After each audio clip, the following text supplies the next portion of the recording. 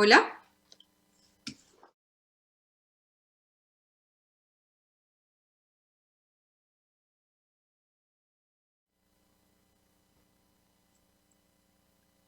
Muy buenos días. Damos inicio a la sesión de categoría de infectología pediátrica del 12º Encuentro Nacional y el segundo Encuentro Latinoamericano de Investigación en Enfermedades Infecciosas. Esta sesión tiene 8 trabajos. Vamos a recordarle a los presentadores que tienen 10 minutos para presentar y 5 minutos para preguntas. Damos inicio a la primera sesión 025, detección de virus respiratorios en población pediátrica en 2 clínicas de alto nivel de complejidad, Medellín, Colombia, 2019, presentado por Julián Camilo Galvis. Por favor, doctor, puede compartir su pantalla.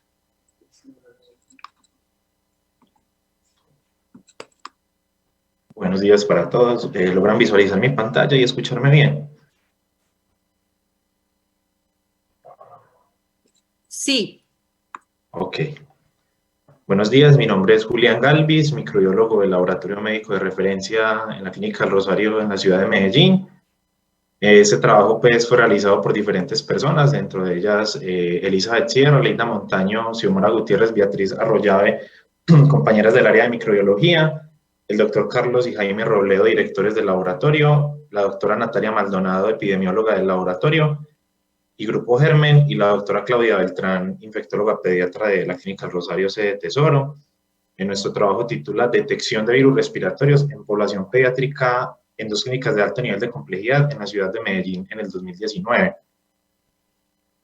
Las infecciones respiratorias agudas son la principal causa de morbimortalidad en población infantil, principalmente en países en vías de desarrollo.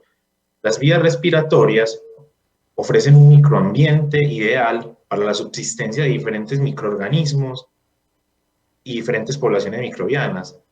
Sin embargo, la exposición a diferentes factores de riesgo por parte del individuo, como el contacto con individuos animales o humanos, y la presencia de algunos contaminantes ambientales derivados de actividades humanas, también condiciones de hacinamiento y otras actividades pueden condicionar o pueden influenciar la aparición de infecciones respiratorias agudas. Estas infecciones comprenden diferentes síndromes clínicos que afectan tanto el tracto respiratorio superior como inferior. Entre las que alteran el tracto respiratorio superior tenemos la sinusitis, la faringitis, otitis media y laringitis. En el tracto respiratorio inferior tenemos la bronquitis, la bronquiolitis y las neumonías. Estas infecciones pueden ser causadas por una amplia gama de patógenos, en donde se incluyen bacterias, virus, hongos y algunos parásitos. La tasa de mortalidad infantil en el año 2019 en el país fue de 9.2 muertes por cada 1.000 nacidos vivos, y la principal causa de muerte en este grupo poblacional fueron las infecciones respiratorias agudas. Por esto, el objetivo de nuestro estudio es describir la frecuencia de detección de virus respiratorios en población pediátrica local con diagnóstico de infección respiratoria aguda. Para cumplir nuestro objetivo, utilizamos la siguiente metodología. Este es un estudio retrospectivo, descriptivo retrospectivo, realizado entre enero y diciembre del año 2019, en pacientes menores de 15 años que tenían manifestaciones clínicas de infección respiratoria aguda. Se analizaron 1.316 muestras respiratorias, a las cuales se le realizaron pruebas de inmunofluorescencia directa para la detección de virus respiratorios y pruebas rápidas para la detección de los mismos virus.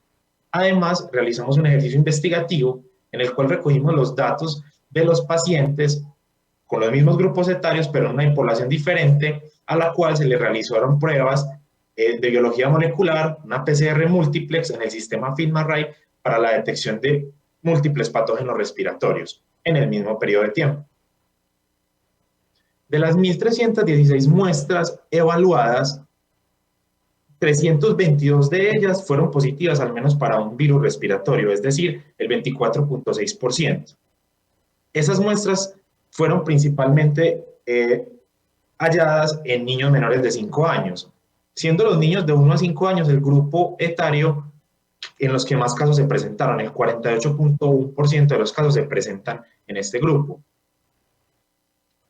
En esos niños de 1 a 5 años y en la mayoría de grupos etarios el virus respiratorio sincitial es el patógeno más frecuentemente detectado utilizando las dos metodologías convencionales, es decir, inmunofluorescencia directa y las pruebas rápidas. Sin embargo, en los niños de 6 a 11 años, influenza A y B son los patógenos más frecuentes. Además, podemos observar que encontramos algunos casos de coinfecciones, principalmente coinfecciones entre diferentes virus respiratorios como metaneumovirus y parainfluenza 3 y metaneumovirus y virus respiratorio sincitial. Y también tuvimos casos en donde teníamos coinfecciones con influenza B y virus respiratorio sincitial. Bueno, diferentes estudios han planteado y han demostrado que las infecciones respiratorias tienen un patrón influenciado por el momento en el año en el cual se puedan estudiar. Acá en nuestra población local pudimos constatar que los meses de mayo y junio fueron los meses, valga la redundancia, en donde más casos se presentaron. En estos 2 meses tuvimos el 44.5% de los casos, siendo el virus respiratorio sincitial, como les mencioné, el virus más frecuentemente detectado. Cuando hacemos la distribución de estos pacientes de acuerdo pues, al servicio, pudimos observar que la mayoría de pacientes provenían del servicio de urgencias pediátricas. Al realizar el ejercicio en otra población pediátrica, a la cual se le realizó la PCR múltiplex en el sistema FilmArray con su panel respiratorio, que puede detectar múltiples patógenos respiratorios, incluyendo algunas bacterias, pudimos observar que de 200 muestras evaluadas, 165, es decir, el 88.5%, fueron positivas al menos para un virus respiratorio. En cuanto a la frecuencia de detección de los diferentes patógenos, acá observamos que empieza a aparecer y toma una mayor importancia la detección del rinovirus humano, por encima del virus respiratorio sincitial, pues contrastándolo con lo que veíamos con las metodologías convencionales. Otra cosa que vale la pena rescatar de este ejercicio es que podemos observar realmente la complejidad en términos de presencia pues, de diferentes patógenos que puede ofrecer este fenómeno. Podemos observar cómo tenemos diferentes coinfecciones o se detectaron concomitantemente patógenos como diferentes coronavirus y el rinovirus humano, adenovirus y el rinovirus humano, y algo que realmente llama la atención es que tuvimos casos en que detectamos rinovirus humano y Chlamydophila pneumoniae, casos en los que detectamos influenza A y micoplasma, y algunos otros casos en los que teníamos pues, diferentes coinfecciones, como anteriormente les mencioné, muy complejas. Bueno, como conclusiones tenemos, recogiendo pues, todo lo que hallamos en los datos, que las detecciones de virus respiratorios son más frecuentes en niños menores de 5 años. Y el virus respiratorio sincitial con las metodologías convencionales es el virus que aparece con mayor frecuencia.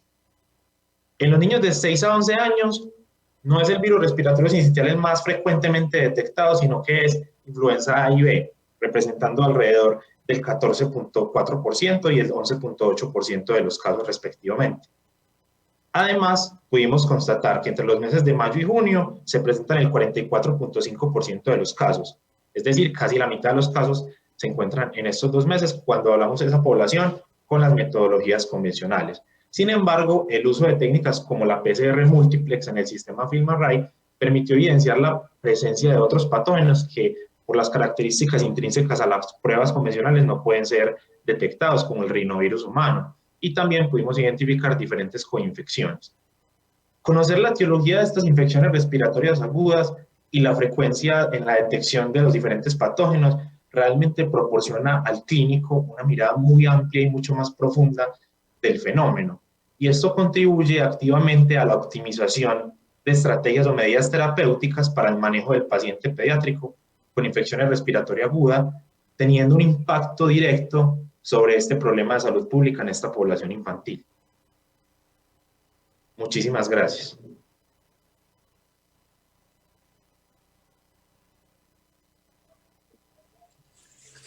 Muchas gracias por la presentación. Tenemos algunas preguntas. Estuvo a tiempo, doctor.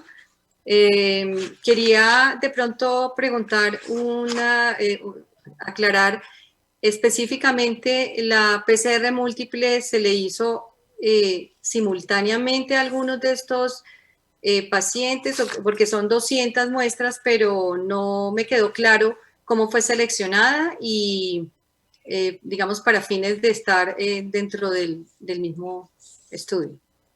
Ok. Bueno, entonces, como les mencioné, la parte de la metodología, esto fue un ejercicio en el que se incluyeron una población pediátrica diferente. Hay casos en los que realmente a los pacientes sí se les hicieron las dos pruebas, realmente, pero el objeto de estudio era principalmente hacer una observación en dos poblaciones pediátricas diferentes acerca de cómo una metodología u otra permite evaluar, pues, o permite abordar el fenómeno de dos formas un poco diferentes. Probablemente, como perspectiva del estudio, podríamos más adelante evaluar si estos niños a los cuales se les hizo la PCR multiplex, obedecían a pacientes con, pues, con complicaciones o que ofrecían un síndrome clínico mucho más grave. Ok.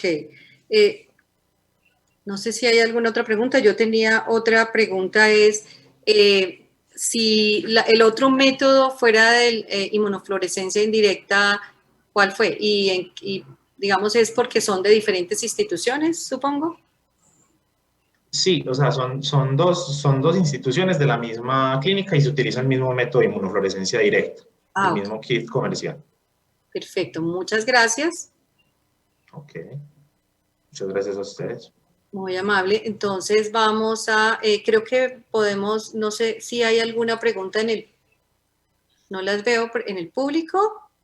Yo quiero mirar a ver si no veo preguntas adicionales, pero vamos a proceder, doctor. Muchas gracias a dejar de compartir. Ya creo que dejó de compartir la pantalla.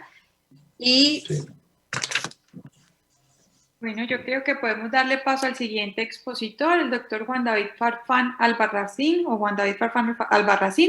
quien va a hablar de su trabajo de investigación meningitis por Streptococcus pneumoniae en niños en Colombia, caracterización clínica y microbiológica después de la vacunación masiva. Buenos días, ¿cómo están? ¿Me escuchan bien? Sí, está muy bien. Por favor, comparte la pantalla. Ya listo, ahí está el video y la pantalla.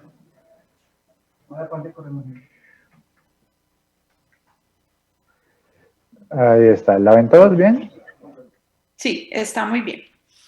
Bueno, perfecto. Entonces, yo les voy a hablar sobre el trabajo de investigación meningitis por Streptococcus pneumoniae en niños en Colombia, caracterización clínica y microbiológica después de la vacunación masiva. Este fue un trabajo realizado por la Red Neumocolombia. La Red Neumocolombia es una red de investigación apoyada por ASIN y por la Sociedad Colombiana de Pediatría, con 17 instituciones en 4 ciudades de Colombia, que son las participantes en las investigaciones. ¿Por qué es importante hablar de meningitis? Porque la meningitis pues, se corresponde a una invasión bacteriana del sistema nervioso central, es una enfermedad grave y constituye una urgencia médica. Se estima que hay alrededor de 170.000 muertes al año, según la OMS, por esta enfermedad, con una alta mortalidad que ha llegado a ser descrita hasta del 42%, y unas mayores secuelas en países en desarrollo, que es lo que se ha descrito clásicamente de la enfermedad. El diagnóstico es básicamente clínico y está basado en un soporte paraclínico adicional. La incidencia de la enfermedad es especialmente alta en niños. En recién nacidos se estima que puede llegar a ser hasta 400 por 100.000 recién nacidos, y en niños menores de 2 años hasta 20 por 100.000. Con base en esto se han, implementado diferentes estrategias para el control de la enfermedad. Una de esas pues es la vacunación masiva, y específicamente para este trabajo, y importante para el análisis de este trabajo, es la introducción de la vacuna de neumococo, que en Bogotá se hizo en 2006 con PCV7 y posteriormente en 2012 se introdujo PCV10 a nivel nacional.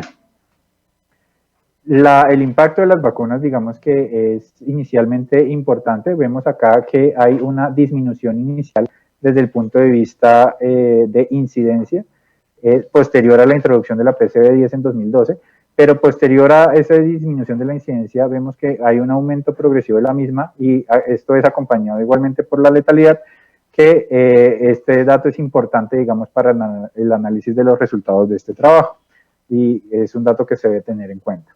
El objetivo de este trabajo fue realizar una caracterización clínica, epidemiológica y microbiológica de los pacientes con meningitis bacteriana aguda por Streptococcus pneumoniae en 17 hospitales de 4 ciudades de Colombia, para determinar su comportamiento posterior al inicio de la vacunación contra este germen. Es un estudio de corte ambispectiva desde 2008 a 2019, En Bogotá se recogieron datos de 2008 a 2019 y en las otras 3 ciudades, Cali, Medellín y Cartagena, de 2017 a 2019, se diseñó una herramienta electrónica para la recolección de los datos y la muestra es no probabilística por conveniencia. Unas definiciones importantes para este estudio es que se definieron 3 etapas vacunales: prevacunal de 2008 a 2012, transición de 2013 a 2014 y postvacunal de 2015 a 2019. Para el análisis estadístico se utilizó el programa estadístico R, se utilizaron pruebas de normalidad, medidas descriptivas, dependiendo de las características de las variables, y el análisis bivariado también se tuvo en cuenta las características de las variables para hacerlo, y finalmente se calcularon OR de las variables en las que hubo diferencias estadísticamente significativas. En total se recolectaron 81 casos de meningitis aguda bacteriana por Streptococcus pneumoniae. La mediana de la edad fue de 39 meses con un rango entre 0 y 211. El 61.73% fueron de sexo masculino y el 66.67% del régimen contributivo. Los regímenes especial, vinculado y no afiliado fueron una minoría de los pacientes, por lo que el resto de los pacientes corresponden al régimen subsidiado. Aquí vemos una distribución de los casos por año. Vemos que en los primeros años de 2008 a 2016 hay menos casos que en los últimos 3 años. Eso corresponde pues a el resultado de la recolección de datos en las demás ciudades fuera de Bogotá y también, digamos, a la inclusión de de otras técnicas, como por ejemplo la PCR múltiple, que se incluyó dentro de los resultados del estudio. Cuando vemos la distribución por etapas vacunal, vemos que los principalmente están distribuidos en la etapa prevacunal y postvacunal. La etapa de transición tiene menos casos y esto, pues, digamos, corresponde a 2 cosas específicas. Una, que es un menor periodo de tiempo, son 2 años, pero además, digamos, probablemente el impacto de la vacuna en esa etapa también, pues, tuvo un significado importante. Cuando vemos la distribución por edades, vemos que la mayoría, los casos están en mayores de 36 y menores de 36 distribuidos equitativamente, 50% en cada uno. Pero en los menores de 36 vemos que la mayor proporción, el 40% de los casos, están en menores de 12 años. Eso es un dato importante. Dentro de los antecedentes de los pacientes con meningitis, vemos que el 16% usan antibiótico previo al diagnóstico de la meningitis, y ese antibiótico previo usualmente es amoxicilina, o lo más frecuente es que sea amoxicilina, aunque también se encontró otros antibióticos dentro del análisis.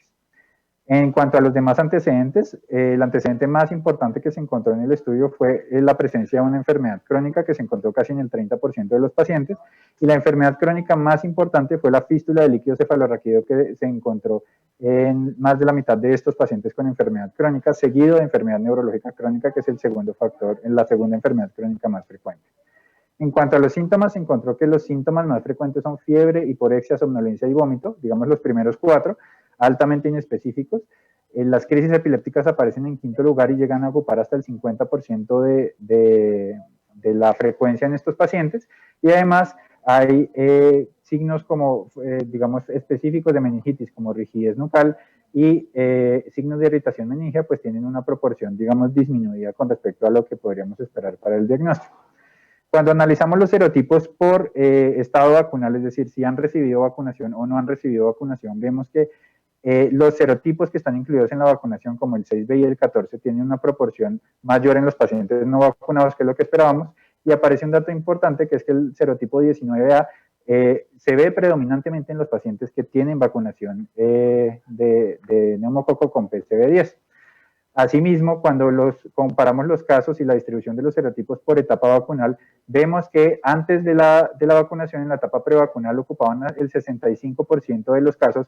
Los serotipos que están en azul corresponden a los serotipos de la vacunación, de la vacuna PCV10, ocupaban el 65%, y a medida que fue pasando el tiempo con la vacunación, vemos que hay una disminución de los casos, incluso llega a menos del 20% en este momento la distribución de los serotipos. Y la mayor parte en este momento está ocupado por serotipos que no están incluidos en esta vacunación, incluyendo el 19A, que hemos visto pues un incremento importante hasta el 32% de los serotipos actuales.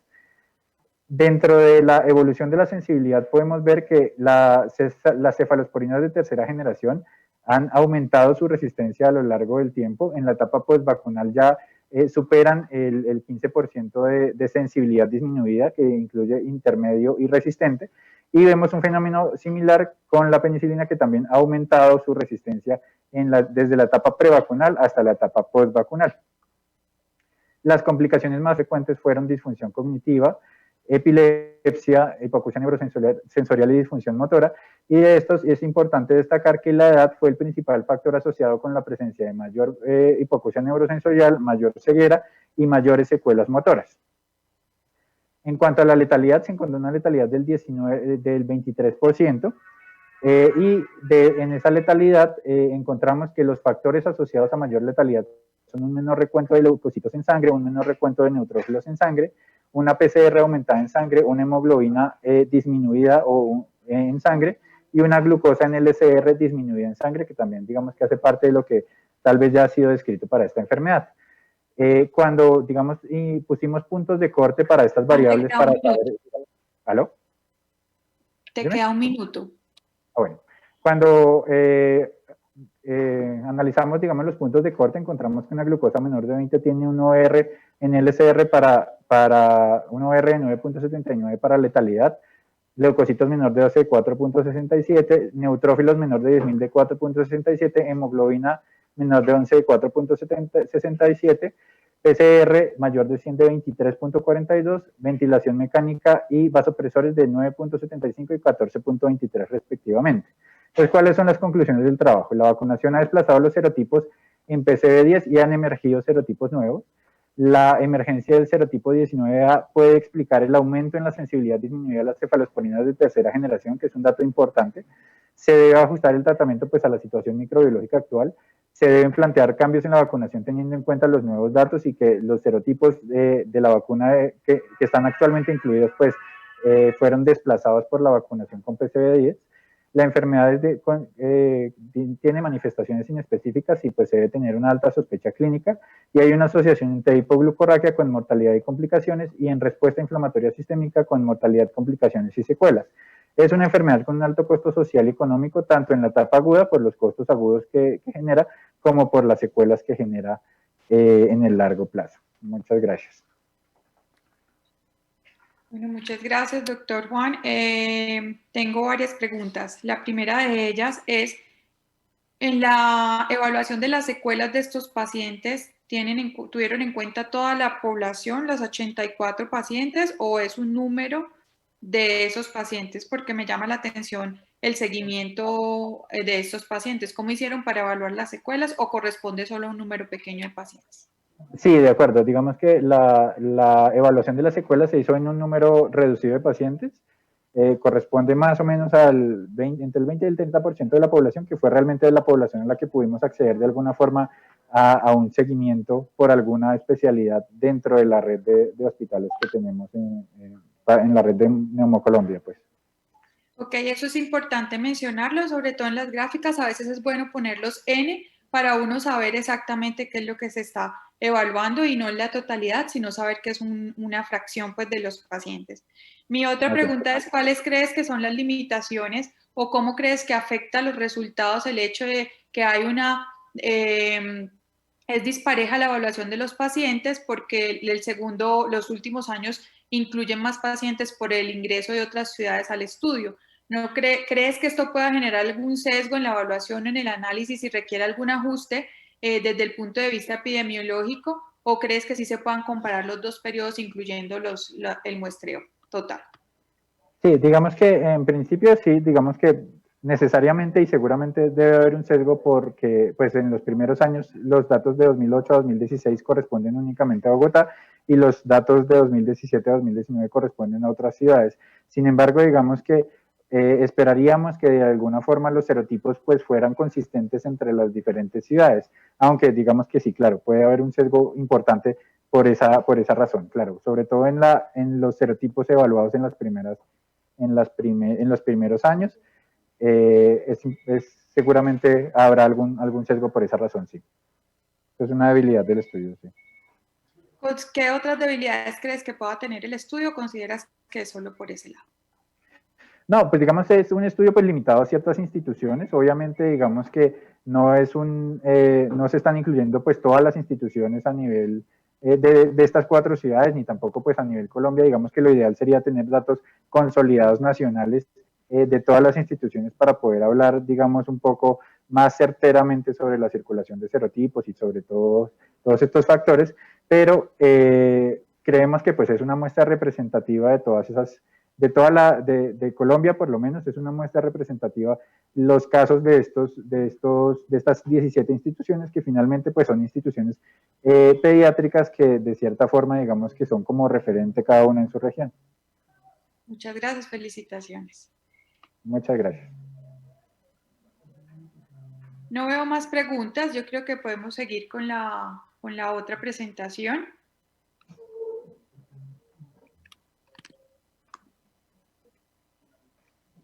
Claro que sí. Dale, doctora Marta. Listo.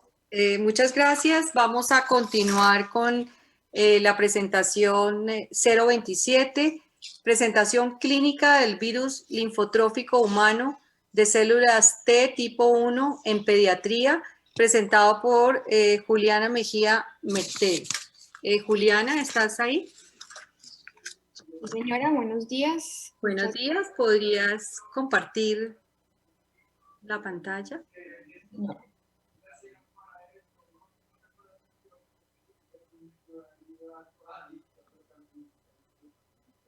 Bueno, buenos días. Muchas gracias por la presentación. Mi nombre es Juliana Mejía Mertel. Yo soy residente de pediatría de tercer año de la Universidad Libre Seccional Cali.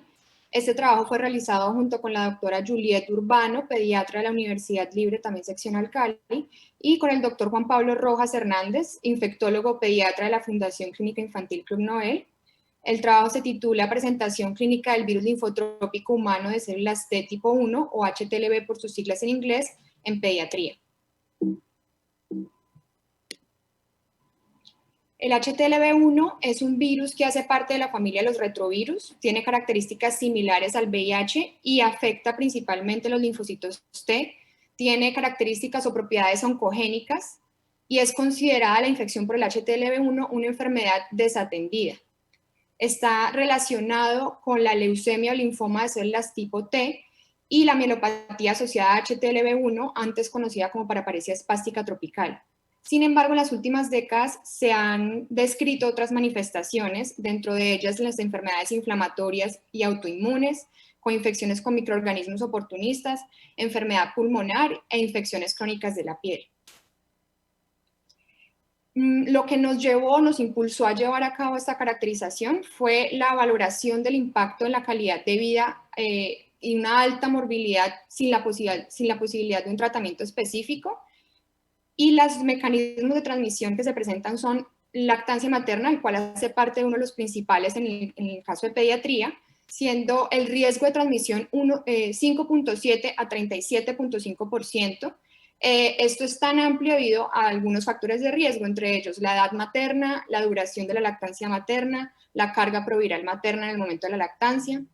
Otro mecanismo es la vertical, que incluye la intrauterina durante el parto. Esta, a diferencia de pronto del VIH, es infrecuente, menor del 5% el riesgo de su transmisión.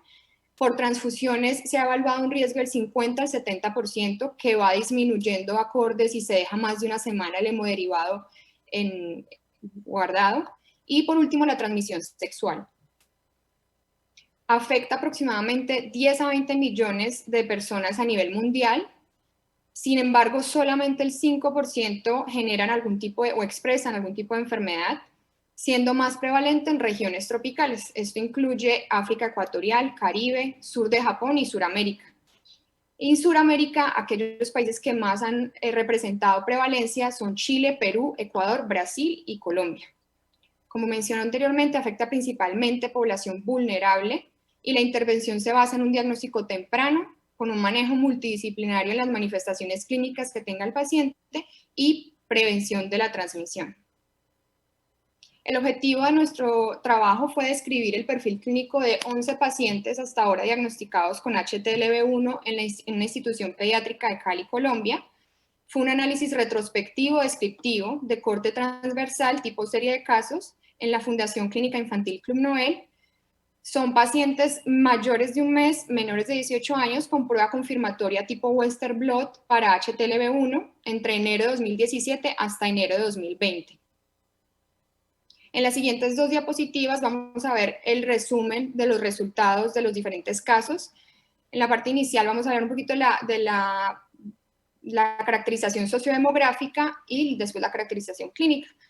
De los 11 pacientes que hasta ahora hemos diagnosticado, 10 de ellos proceden de la zona de la costa pacífica colombiana, uno de ellos de Cali, sin embargo, con antecedentes, pues la ascendencia de la zona de la costa pacífica colombiana. En cuanto a la edad y el género, no hubo mucha diferencia, fue muy equiparable el género. Y otra cosa que nos llamó la atención es en cuestión al estado nutricional de los pacientes. De los 11 pacientes, 9 pacientes tenían algún tipo de compromiso nutricional. Como ven acá, únicamente 2 estaban en un estado nutricional normal, la mayoría de ellos en un estado de desnutrición moderada severa. En cuanto al motivo de consulta, la mayoría de los motivos de consulta fueron síntomas respiratorios de variabilidad en cuanto al tiempo de evolución. De las características adicionales había pérdida de peso o falla de medro. Y ya de las características que quisimos evaluar, daño pulmonar se presentó en 8 de los pacientes, 8 de los 11 pacientes evaluados. Con daño pulmonar era compromiso de inflamación crónica de la vía aérea, principalmente bronquiectasias, fibrosis, y de las coinfecciones por microorganismos oportunistas encontramos que de los 8 pacientes con compromiso pulmonar se encontraron 4 con infección por Aspergillus y 2 con infección por Mycobacterium tuberculosis. Uno de ellos con una neumonía bacteriana y solo uno de ellos no tuvo aislamiento microbiológico en el momento. En cuanto a expresión de autoinmunidad, se encontraron 2 casos con expresión de autoinmunidad, uno de ellos con enfermedad de Crohn y otro síndrome de Yagani-Hadara. Compromiso dermatológico, encontramos 6 pacientes que describían compromiso dermatológico, 4 de ellos dermatitis infectiva, 2 de ellos escabiosis. Y para nuestra sorpresa, en cuanto a compromiso neurológico, ninguno se describía con alteraciones neurológicas compatibles con mielopatía o de la parte inicial de compromiso neurológico, y no encontramos clínica o paraclínica sugiriente de una leucemia o un linfoma de células T. En cuanto a la discusión, como se ha descrito en otras series, la expresión de la costa pacífica es relevante en los estudios que sugieren una prevalencia de 7.52% en esta zona. Esto desde que se hace tamizaje en la zona occidente de Colombia desde el 2012, desde el 2013, con predominio en las poblaciones afrodescendientes e indígenas. La expresión pulmonar podría considerarse una manifestación frecuente. Sin embargo, es difícil reconocer si el compromiso o el daño pulmonar puede ser secundario a la coinfección por el microorganismo oportunista que produce también daño crónico.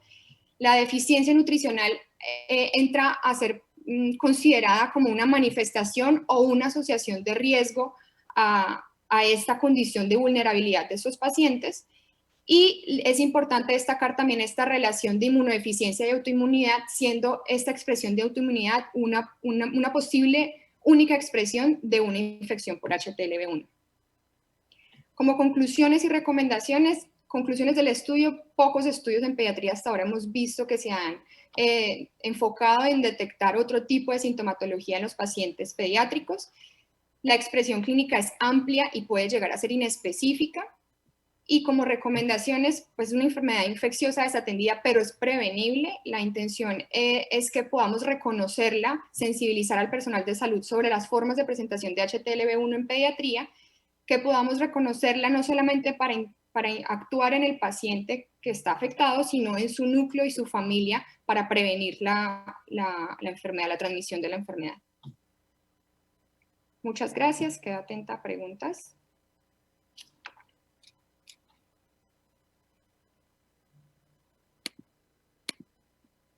Muchas gracias, doctora Juliana. Excelente presentación, el tiempo perfecto. Quería hacer unas preguntas.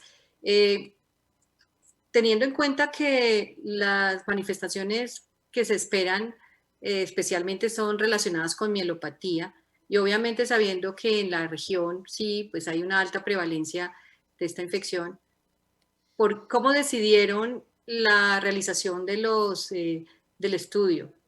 Y esa es una pregunta. del estudio serológico. Inicialmente se empezó a sospechar, digamos que dentro del espectro de eficiencia, ¿sí? Son pacientes que llegan con características, por ejemplo, se le hace primero el lavado bronquialveolar y se encuentra con aspergillus o tuberculosis, que uno entra a buscar alguna característica de inmunodeficiencia sin encontrar VIH, sin encontrar de pronto otra inmunodeficiencia de las primarias. Se hizo primero tamizaje con anticuerpos para HTLV1 y 2, encontrándose positivos, y ya a estos pacientes se les hace la prueba confirmatoria con Western blot para el diagnóstico. Entonces, digamos que en la pesquisa inicial fue por ser estos pacientes que uno sospecha algún tipo de inmunodeficiencia. Ya más adelante, cuando se empezó a tener un poquito de reconocimiento de algunas de las características que compartían estos pacientes, se empezó a hacer más frecuente ese tamizaje inicial con anticuerpos para HTLV1 y 2. Tengo otra pregunta. De todas maneras, es un poquito de sesgo, ¿no crees? ¿Podrías mencionar el sesgo al seleccionar solo, digamos, este tipo de pacientes? A estos obviamente le deberían haber hecho su VIH y me imagino que se excluyó. Pero otras poblaciones, ustedes tienen, digamos, paralelamente haber realizado estudios en otros pacientes con las mismas características, con las mismas sospechas de inmunodeficiencia, que se le haya hecho la prueba serológica y después confirmatoria y se haya comprobado excluido, o simplemente fue de esta manera como selectiva. ¿Crees que eso puede ser un sesgo? Muy bien, doctora, gracias. Efectivamente, podría representar un sesgo porque la selección es a conveniencia, ¿sí? Sin embargo, el enfoque del estudio era caracterizar estos casos clínicos. La idea, al fondo, pues, en el asunto sería ojalá poder establecer algún tipo de tamizaje inicial en los pacientes, ¿sí? No necesariamente que presenten estas características, sino tenerlo en un pool de pacientes para descartar inmunodeficiencia, como se hace con VIH de una vez llega el paciente. Es la idea, pero sí, obviamente en este caso no se tamizaron, no se hizo un control, pues, porque no es la intención del estudio. El estudio simplemente veía caracterizar estos pacientes que se identificaron. Perfecto. Otra cosa, ¿tienen seguimiento de algunos de estos pacientes? Porque mencionas que uno de ellos sí tenía mielopatía. ¿Se ha hecho seguimiento? Obviamente que esto es hasta el 19, entiendo, de enero del 2017 a enero del 2020. En el curso de este seguimiento de estos pacientes, ¿han manifestado alguna mielopatía? Ok, el trabajo inicial es el reconocimiento de estos pacientes y cómo se presentaron en la primera hospitalización. Por eso el trabajo va hasta el 2020, hasta enero. Sin embargo, sí tiene razón, doctora, hay muchos de los pacientes que hemos logrado seguir, otros de los pacientes que pues, se pierden, pero hasta ahorita de los que hemos tenido, ninguno de ellos ha mostrado algún tipo de mielopatía. La lesión o el compromiso neurológico, entre comillas, que hacen principalmente es por desacondicionamiento físico hasta ahora. Sin embargo, se ha descrito en varias series de casos que el compromiso neurológico no es inicial, o sea, podría llegar a ser tardío, y de hecho la manifestación dermatológica podría ser una de las asociaciones iniciales con posterior compromiso neurológico. Bueno, muchas gracias. Creo que el tiempo, quería otra pregunta, pero... Yo tengo una pregunta, Martica, perdóname. Juliana, bueno, muy bien, muy interesantes los casos, muy interesante que pensemos en este tipo de infecciones con el HTLV1. Tenía exactamente la misma duda la doctora Marta, ¿cuál es el dato clínico que les hace sospechar a ustedes una infección por HTLV cuando no tiene las manifestaciones usuales de HTLV? Creo que se lo respondiste pues bien a la doctora Marta, entiendo. Me corriges que es parte como de su screening cuando tienen un paciente con una infección oportunista. Entiendo pues eso, y sería muy interesante ahondar mucho más en este tipo de conductas frente a estos pacientes con este tipo de infecciones oportunistas en los cuales queremos descartar inmunodeficiencia. Mi pregunta es, ¿cómo haces para diferenciar o cómo crees o cómo hicieron el análisis de si esta identificación de HTLV fue un hallazgo incidental y en realidad estos niños no tienen, o sea, el título no sería una presentación clínica del virus linfotrópico humano, ¿sí? Sino que se halló incidentalmente en niños con una presentación clínica de otro tipo de infección. ¿Cómo hicieron ustedes el análisis para decir si no fue un hallazgo incidental de HTLV1 y achacarle que la presentación clínica era por el virus como tal? Sí, doctora, tiene toda la razón. Es muy difícil en este tipo de estudios lograr y traté de como expresarlo en la parte final de las conclusiones y la discusión, porque para poder decir definitivamente que la desnutrición y que el compromiso pulmonar es achacable o netamente, o la autoinmunidad achacable netamente al virus es muy difícil. O sea, tendríamos que tener obviamente un pool mucho más grande de pacientes para poder establecer un patrón en la presentación de esto. Sin embargo, quiero anotar que dentro del trabajo para revisar la bibliografía, sí se ha descrito compromiso pulmonar en aborígenes australianos, simplemente bronquiectasias, este tipo de presentación de bronquiectasias sin ninguna otra coinfección por oportunistas, que podría estar relacionado a una infección crónica o inflamación crónica producida por el virus, pero no tengo cómo responderle que realmente sea achacable al virus. Sí, es una invitación de pronto a mirar el título, exactamente porque hablan de presentación clínica del virus, ¿sí? Yo sé que es una serie de casos y las limitaciones que tiene la serie de casos, y a invitarlos a que sigan investigando al respecto porque es un tema muy interesante. Felicitaciones. De acuerdo, yo también estoy de acuerdo con que es muy interesante y es una, un área que se debe explorar, especialmente quienes viven en esas regiones. Muchas gracias, Juliana. Vamos a continuar, creo que Claudia. Sí, seguimos ahorita con la doctora María Luisa Beltrán Echeverry, quien nos va a hablar de la experiencia en la implementación de la prueba de identificación rápida de microorganismos por FilmArray en sangre en una población pediátrica. Doctora María Luisa. Presentación. La vemos muy bien. Dale. Gracias, doctora. Buenos días. Como ya mencionó la doctora, mi nombre es María Luisa Beltrán. Soy pediatra e infectóloga de la Universidad del Bosque. El día de hoy quiero compartir con ustedes nuestro estudio, experiencia en la implementación de pruebas de identificación rápida de microorganismos por FilmArray en sangre en una población pediátrica.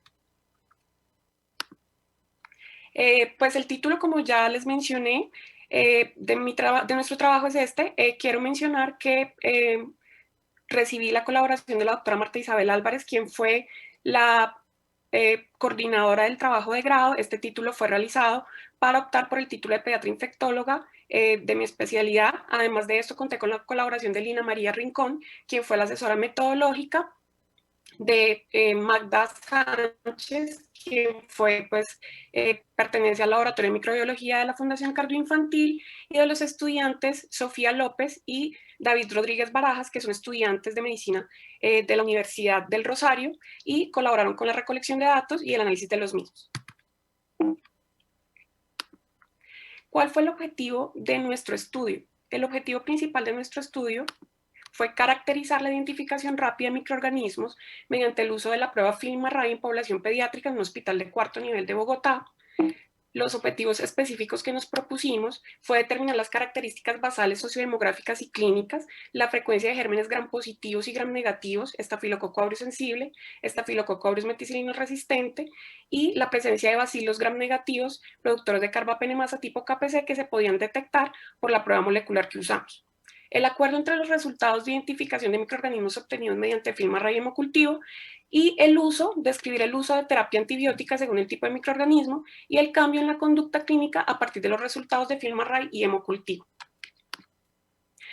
¿Qué nos movió a realizar este trabajo? Pues es que sabemos que hay interés creciente en los últimos años, dado que hay avances importantes en el diagnóstico rápido basado en biología molecular, en pruebas de origen molecular. Entonces esto abre la posibilidad de que se pueda hacer un diagnóstico rápido y por tanto se puedan hacer modificaciones tempranas en la terapia antibiótica de pues, pacientes pediátricos que estén cursando con infección del torrente sanguíneo, y por tanto esto puede impactar pues, en la evolución clínica de estos pacientes. Sin embargo, los datos que tenemos en Latinoamérica y específicamente en nuestro contexto institucional son limitados. Por esta razón, queríamos caracterizar la experiencia de nuestra institución con la implementación de la prueba FILMARRAY para el diagnóstico de infecciones del torrente sanguíneo en la población pediátrica de la Fundación Cardioinfantil.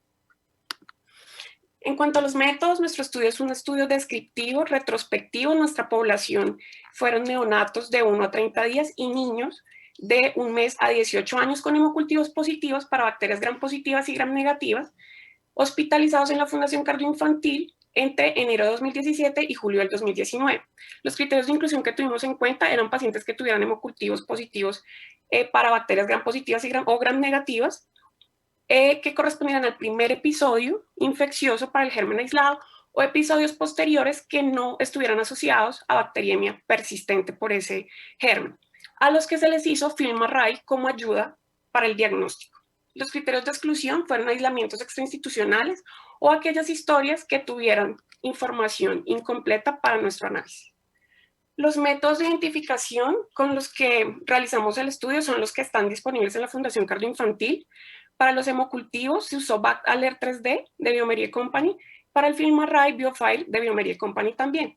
El instrumento de recolección fue elaborado específicamente para nuestro estudio, realizando controles para que se recolectara de forma adecuada la información y no tuviéramos problemas en el momento de procesar los datos. El análisis estadístico para las variables cuantitativas se realizó normalidad con la prueba Shapiro-Wilk y se reportaron en medianas y rangos intercuartíricos. Para las variables cualitativas fueron reportadas en frecuencias absolutas y relativas, y para revisar el acuerdo de las pruebas hemocultivo y FILMARRAY usamos el estadístico capa de Cohen. Además de esto se hizo el análisis en el software STAT. En cuanto a las consideraciones éticas, fue un estudio que fue avalado por el Comité de Ética de la institución cumpliendo los requerimientos y se clasificó sin riesgo para la población humana. En cuanto a los resultados que tuvimos, les quiero compartir esta primera tabla que describe las características sociodemográficas y clínicas basales de nuestra población. Quiero resaltar que tuvimos en total 141 pacientes que incluimos en nuestro estudio, de los cuales 49 fue población neonatal, que fue un porcentaje importante, equivalente al 34.8% de la población. Este grupo a su vez se dividió en dos subgrupos, uno que es menor de 35 semanas y otro que va de 35 a 37 semanas, encontrando que la mediana en los menores de 35 semanas fue de 34.4 semanas. Quiero hacer una anotación acá, y es que nosotros incluimos a los pacientes, o sea, se tomó la edad en el momento del episodio, y aquellos pacientes que fueron prematuros hicimos el ajuste de su edad gestacional y fue la edad que se tuvo en cuenta para analizar los datos. En cuanto a los pacientes pediátricos, encontramos que los episodios de infección del torrente sanguíneo se evidenció predominantemente en lactantes menores de 24 meses, y en el sexo realmente no encontramos variaciones importantes entre el sexo en la población general. En cuanto a la afiliación, siendo la Fundación Cardioinfantil una institución privada, predominó el régimen contributivo. En cuanto a las comorbilidades que analizamos, sabemos que es un instituto de referencia para enfermedad cardiovascular, entonces sí se encontró que la comorbilidad general predominó la cardiopatía, siendo el 29.8%, en los aislamientos la comorbilidad principal, seguido de los pacientes oncológicos con un 7.1% y los pacientes con trasplante hepático con 5.7%. En cuanto al sitio de toma de la prueba del episodio de IPS, en los pacientes pediátricos predominó en urgencias de pediatría con 22.7%, seguido de hospitalización con 22% y UCI pediátrica. Y en el grupo neonatal predominó en la UCI neonatal el sitio donde se tomaron los hemocultivos y donde se hizo el diagnóstico de la infección del torrente sanguíneo. En cuanto a la frecuencia de gérmenes gram positivos y gram negativos, acá quería hacer una salvedad también, y es que tuvimos 141 pacientes, pero tuvimos 149 episodios infecciosos detectados en esos pacientes. El germen en general, en los dos grupos que predominó, los gérmenes que predominaron fueron los gram positivos, con un 67.8%, haciendo una salvedad que sí hay una diferencia entre los neonatos y los pediátricos, y es que en los neonatos predominó el aislamiento, de coagulasa negativos, teniendo en cuenta que nosotros incluimos pacientes que tuvieran aislamientos en 2 botellas de hemocultivos. O sea, estos pacientes tenían bacteremias verdaderas, dado que tenía aislamiento del mismo germen en las 2 botellas. En los neonatos predominó el aislamiento de Staphylococcus epidermidis, con 77.8% de ese subgrupo de estafilococos, y en los pediátricos también predominaban los gram positivos, pero un predominio de Staphylococcus aureus, distribuyéndose 50-50% entre sensible y resistente, como podemos ver acá, seguido del Staphylococcus epidermidis. En general, en la población, la distribución de Staphylococcus aureus resistente fue de 45%.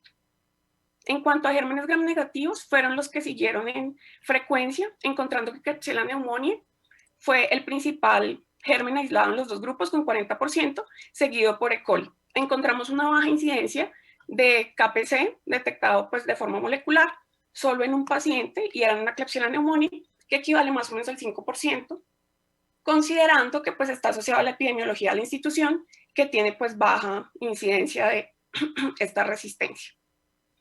En cuanto al acuerdo entre las pruebas, encontramos que de los análisis por grupos en cuanto a gram positivos, gram negativos, y los aislamientos que fueron mixtos con gram positivos y gram negativos, el porcentaje de acuerdo es alto, es de 88.7%, con un estadístico de capa de Cohen de 0.79, que sugiere que esta prueba pues tiene un alto rendimiento para hacer la identificación final de los gérmenes y es de utilidad clínica para tomar decisiones y cambios de conducta asociados a las infecciones del torrente sanguíneo.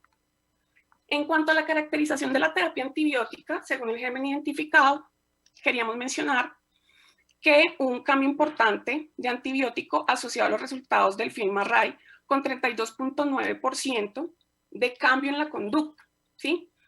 Y, sin embargo, nosotros no exploramos el tipo de cambio, si fue escalonamiento o desescalonamiento. Además de esto, exploramos también en ese periodo de tiempo el uso de antibióticos como piperacillina, tazobactam, cefalosporina de tercera y cuarta generación y carbapenémicos, específicamente posterior al resultado del FILMARRAY, lo que abre posibilidades para ampliar estos resultados y determinar, de acuerdo al tipo de germen, el uso de este antibiótico. Como les mencionaba en la discusión, nos planteamos que pues, hay un acuerdo entre las pruebas muy importantes, es decir, FILMARRAY y hemocultivos, que son concordantes con otras series. Sin embargo, pues queremos anotar que pueden haber algunas discrepancias en los aislamientos de estafilococos y estreptococos. ¿Por qué? Porque es una limitante que el FILMARRAY no tiene primers específicos para todas las especies finales de estafilococos y estreptococos. Entonces, en algunas oportunidades se detectaron especies de estreptococos que no van a la identificación final porque pues falta específicamente este primer, o solo se identificó como familia Streptococcus, estafilococo, pero digamos que necesitamos apoyarnos en el hemocultivo para la identificación final. Entonces, como conclusiones, determinamos que hay un porcentaje importante de cambio en la terapia antibiótica basado en el resultado de FILMARRAY. Sin embargo, como les mencionaba, nosotros no estudiamos si fue un aumento del espectro de la terapia antibiótica o disminución de la misma, que abre la posibilidad para que se haga. El acuerdo entre el FILMARRAY y el hemocultivo fue alto y esto da una mayor confianza en los resultados hacia el cambio de la terapia empírica, sin dejar de ser importantes los errores que se pueden presentar y pues unir esto pues a la identificación final con hemocultivo y al juicio clínico para poder llegar a un cambio efectivo de la terapia antibiótica. Y esto pues era lo que les queríamos contar. Muchas gracias, María Luisa, muy interesante y muy bien tu presentación. Solo una pregunta. ¿Cuáles serían tus recomendaciones de acuerdo a los resultados de tu estudio en la práctica clínica con el uso de esta prueba de identificación molecular? Doctora, muchas gracias. Yo creo que hay que es de mucha utilidad, sobre todo pues sabiendo que este paciente pues tiene compromisos de su estado general y requiere, digamos, una intervención rápida después de que se inicia una terapia empírica de acuerdo pues a la epidemiología o pues digamos, el precepto que se tiene de ese paciente, poder hacer un cambio rápido. Pero mi recomendación es que siempre debe ir de la mano, pues así se usa, pero siempre se debe tener en cuenta la identificación final del hemocultivo. ¿Por qué? Porque esto puede, como ya les mencionaba, que fueron como, es la principal parte de nuestra discusión, sobre todo, digamos, en la familia de Streptococcus, creemos que por la similitud molecular de las familias, por ejemplo, en nuestro estudio encontramos que detectó como familia, por ejemplo, un piógenes, lo detectó como piógenes, pero era un mitis, ¿sí? Entonces, esto pues uno, equiparando esto, pues la identificación final siempre va a ser pues a lo que nosotros queremos llegar para dirigir la terapia y para ver este paciente cómo le va a ir. Entonces, yo creo que sí tiene que ir de la mano con la clínica y siempre tener en cuenta la identificación final. Es una ayuda y siempre pues tenemos que saber que es un resultado rápido y con ese resultado podemos modificar nuestra terapia. Entonces, esto va de la mano de la educación de las personas que lo estamos usando y de todo nuestro equipo para poder usarlo de forma pues adecuada. Muy bien, doctora María Luisa, felicitaciones por el grado. Muchas gracias, doctora. No sé si la doctora, la doctora Álvarez tiene conflicto aquí de interés, no veo preguntas en el público, entonces yo creo que podemos, no, espérate, aquí hay una pregunta. ¿Qué le cambiarías al estudio si lo volvieras a escribir? ¿Qué objetivo o qué metodología cambiarías? Viendo los resultados, pues uno viendo ya hacia atrás, pues ¿qué le encantaría a uno? A mí que me encantaría, por ejemplo, pues no es digamos, no era el objetivo del estudio porque pues era un estudio descriptivo, pero que me gustaría, por ejemplo, saber con ese cambio, ese porcentaje que fue tan importante, que fue más del 32%, saber si esa terapia se escalonó o desescalonó, por ejemplo, o sea, qué tipo de terapia cambió, ¿cierto? Para nosotros ir pues a ya determinar por identificación final si esos cambios fueron pertinentes o no. Por ejemplo, si es de utilidad, que pues sugerimos, o sea, se sugiere que sí, pero pues sí lo llevaría pues hasta la identificación final y saber si ese paciente se escalonó o no, ¿sí? Eso sería muy interesante saberlo e incluiría más variables asociadas al grupo neonatal porque es un grupo muy importante, o sea, no lo esperábamos cuando planteamos el estudio, pero un porcentaje muy importante de neonatos, entonces me gustaría explorar más variables también para el grupo neonatal. Muy bien, muchas gracias, doctora María Luisa. Yo creo que podemos seguir con la siguiente presentación a cargo del doctor Iván Felipe Gutiérrez Tovar. Él va a hablar de características epidemiológicas y distribución de serotipos de neumonía neumocóxica en pediatría antes y después de la introducción de PCV10, un estudio multicéntrico en Bogotá, Colombia, 2008-2019. Ya estamos viendo la presentación, doctor Iván. Puedes comenzar cuando quieras. Bueno, hola, buenos días a todos. Este es un trabajo realizado por trabajo colaborativo de la red Neumo Colombia, impacto de PCV10 antes y después de su implementación en neumonía. Las instituciones participantes, lo mencionamos previamente, en la actualidad somos 17, en este estudio se incluyen 10 instituciones en Bogotá, cada uno de los participantes con los colaboradores, y entremos en materia y empecemos a hablar de la importancia de neumonía por neumococo. Y arranquemos por recordar que hace parte de las primeras causas de mortalidad en menores de 5 años. Cuando uno habla de neumonía, ni más faltaba, tiene que hablar de infección respiratoria aguda, y para ubicarnos, desde el punto de vista del contexto, recordemos que la infección respiratoria aguda produce cerca de 2 millones de muertes por año. Y para darnos una idea de qué tanto carga de enfermedad tiene en Colombia, para 2009-2015, 1 de cada 3 niños menores de 5 años fue hospitalizado por infección respiratoria aguda. Y posiblemente están pensando, oiga, pero en pediatría la gran mayoría son virales. Así lo hablamos los infectólogos, y es cierto.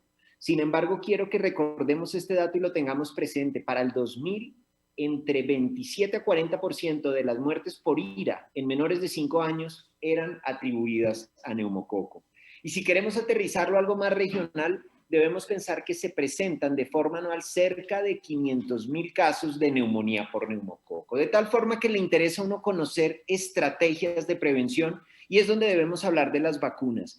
Y primer mensaje, independientemente del tipo de vacuna, el impacto en la enfermedad neumocóxica invasiva ha sido dramático, con disminuciones del 27 hasta 37%, y si lo vemos en datos absolutos, fíjense como en 2000 hablábamos de 14 millones de casos versus 2015 8.9 millones.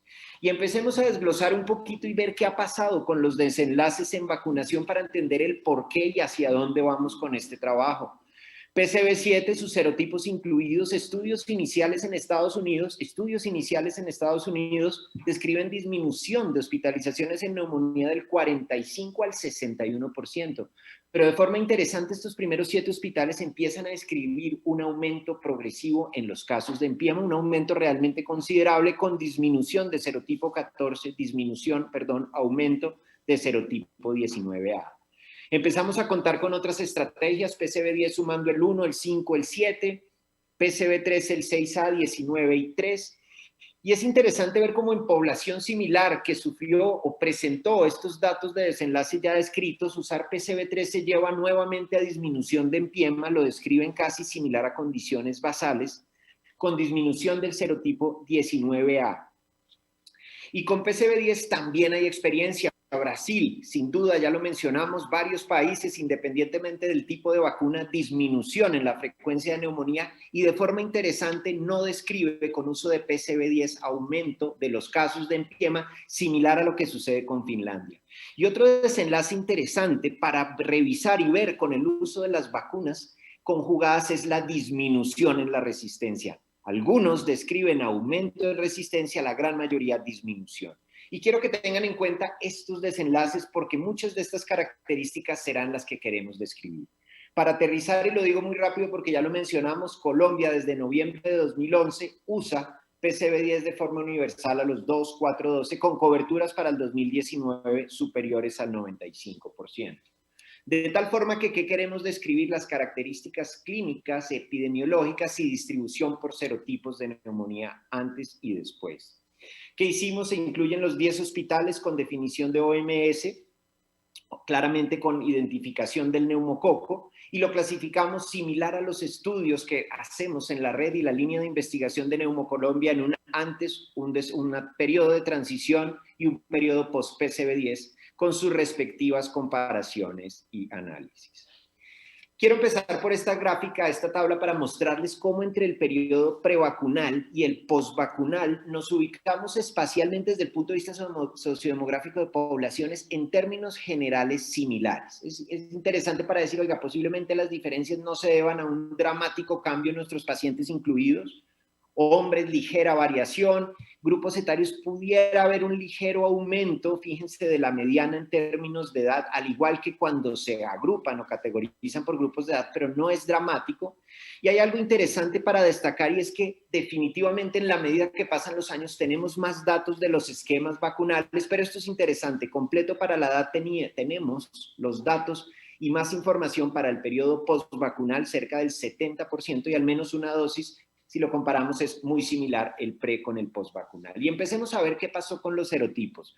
Fíjense en verde a lo largo de los diferentes periodos, esto lo tienen en tiempo, en años y en periodos, miren como el verde que incluye los serotipos PCV10, se observa una importantísima disminución en términos de la frecuencia de su aislamiento en enfermedad neumocóxica invasiva para ser casi o muy bajo en el periodo postvacunal.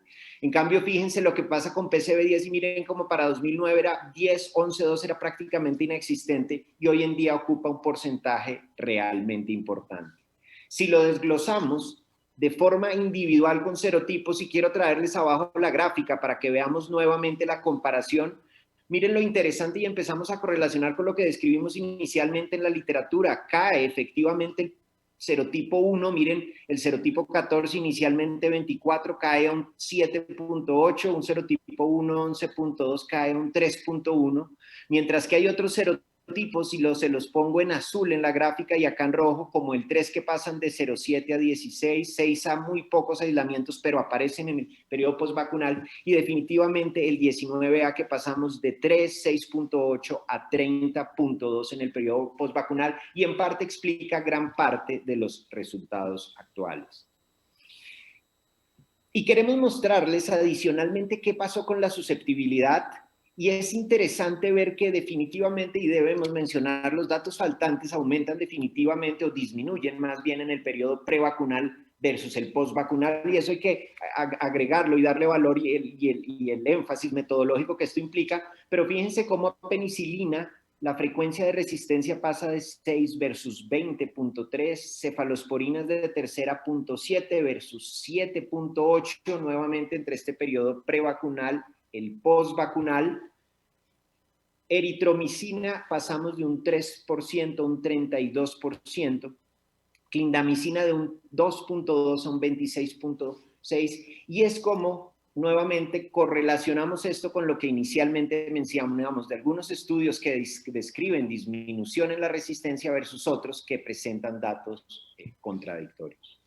Queremos terminar con esta diapositiva mostrándoles a ustedes los desenlaces en términos de empecemos con neumonía complicada. Recordemos lo que pasó en PCV7 en Estados Unidos inicialmente, recordemos las experiencias en unos países con PCV10 sin cambios y miremos lo que pasó acá.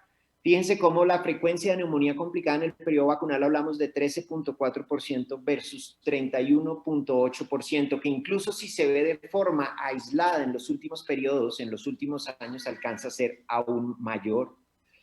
Los días de hospitalización mediana por las características de la distribución del dato aumentan en el periodo prevacunal versus el periodo postvacunal. Ingreso a UCI pasamos de un 32.8% a un 51%, con letalidad que en términos generales es similar. Y esto es muy interesante, y es comparar cómo era el uso de antibióticos en ese periodo prevacunal versus el postvacunal. Y fíjense cómo penicilina se mantiene de manera similar la frecuencia en su prescripción, pero nos llama la atención la disminución en el uso de ampicilina, con aumento en otro tipo de antibióticos que sin duda debemos considerar de mayor espectro, como es ampicilina sulbactam, pero adicionalmente ceftriaxona, clindamicina, pasando de un 0.7 a un 5.7%. Esto debemos agregar que parecería haber un aumento en el tiempo de duración de manejo antibiótico en el periodo prevacunal versus el postvacunal. De tal forma que queremos concluir. Primero, después de PCV10 aumentan los serotipos 19A, 6A y 3, con pocos casos de enfermedad neumocóxica invasiva en neumonía por PCV10. Primer mensaje, y resalta lo que dijimos, el impacto de PCV10 es tremendo en términos de disminución de sus serotipos circulantes, sin embargo aparecen nuevos serotipos. 2.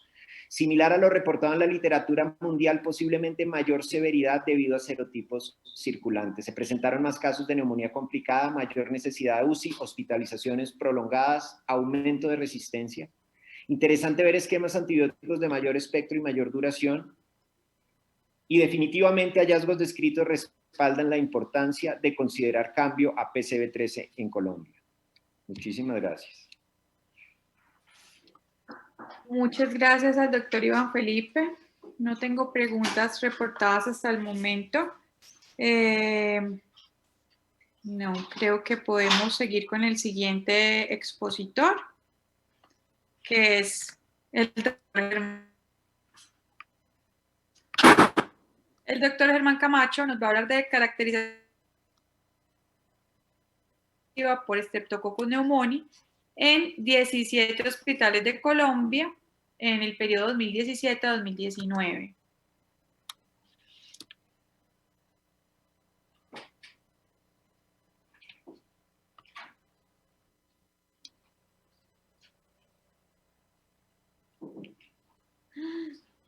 Mi conexión ahí.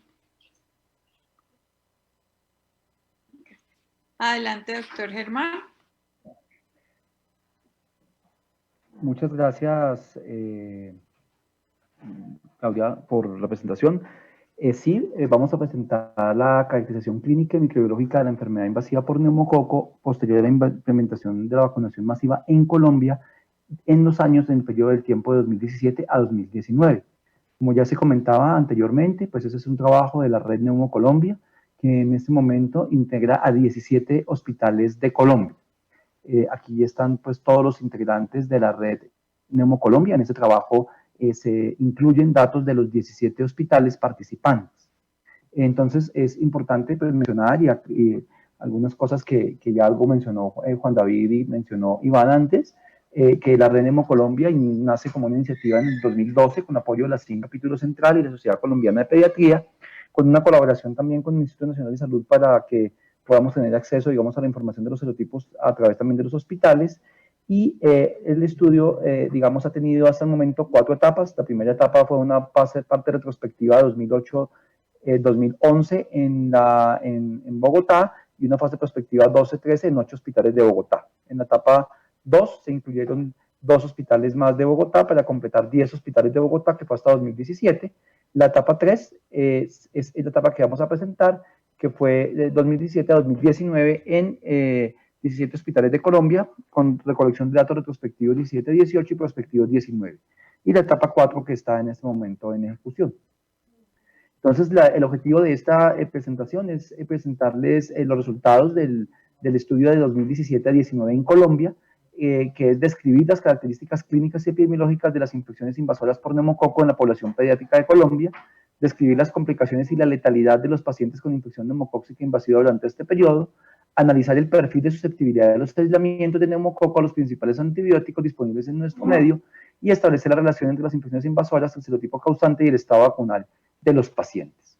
Entonces, para este periodo de tiempo tuvimos 284 aislamientos, ya tenemos en total más de 700 aislamientos en la red. Este análisis son sobre los 284, 17, 19 de Colombia, donde pues todos los hospitales aportaron aunque sea un aislamiento microbiológico, donde vemos que por la procedencia, el 44% de los pacientes procedían de Bogotá, pero hay una representación significativa del resto del país, del Valle del Cauca, de Antioquia, de Bolívar, de Cundinamarca y de otros departamentos circundantes a las capitales donde están incluidos los hospitales que están en la red.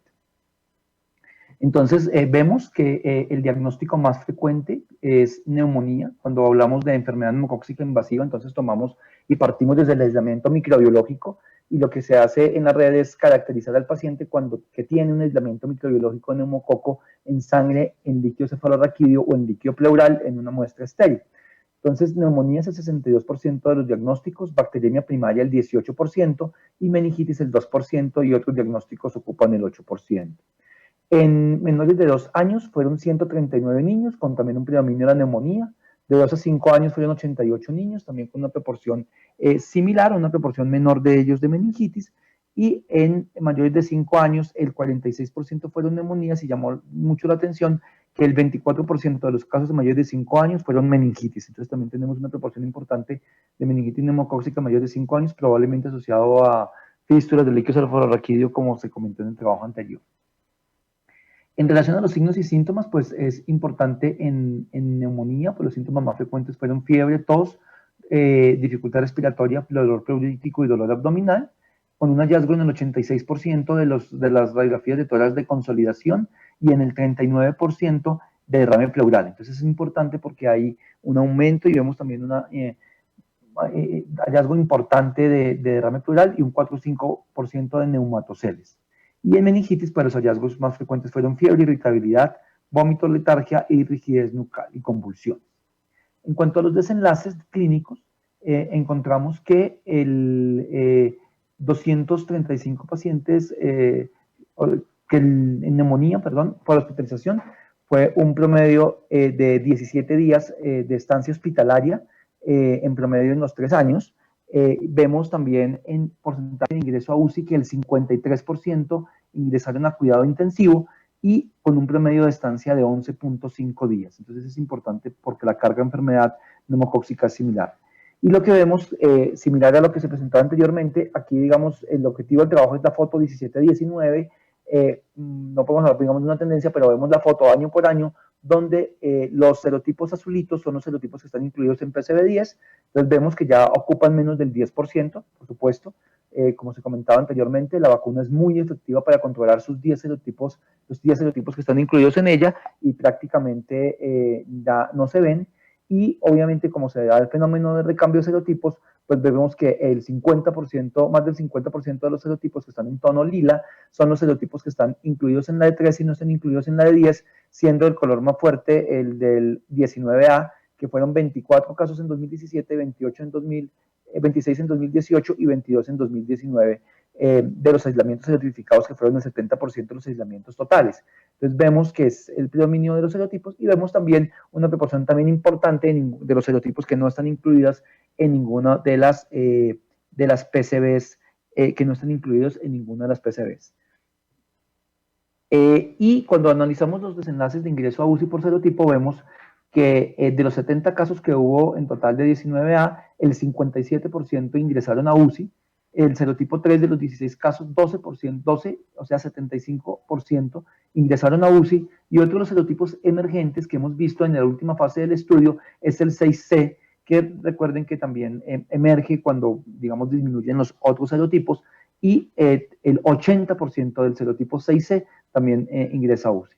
Da una menor proporción del serotipo 14, que aún tenemos algunos casos de enfermedad residual de 6A, y en los casos que no tuvimos serotipo, el 49% ingresaron a cuidado intensivo.